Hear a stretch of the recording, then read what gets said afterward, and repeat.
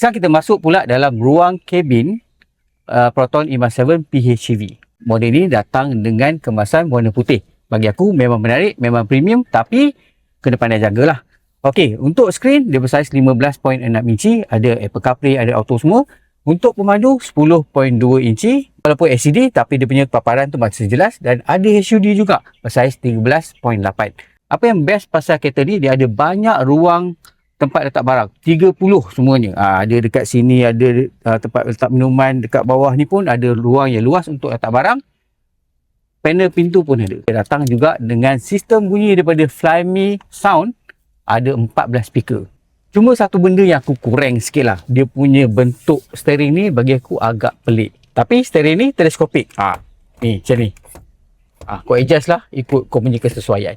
Ambient light pun ada. Korang boleh pilih apa warna yang korang nak guna skrin. Kat sini korang boleh pilih macam-macam color yang korang suka. Kereta ni dia guna platform khas untuk PHEV, sebab itulah lantai dia rata dan dia ada ruang yang luas, sebab ada ruang kaki, ruang kepala. Kat sini ada satu poket, ada corong aircon. Lepas tu kat sini ada satu USB-A dan satu USB-C. Tapi dekat belakang ni dia tak ada ambient light. Ruang kargo dia punyalah luas. Saya kau tengok ni.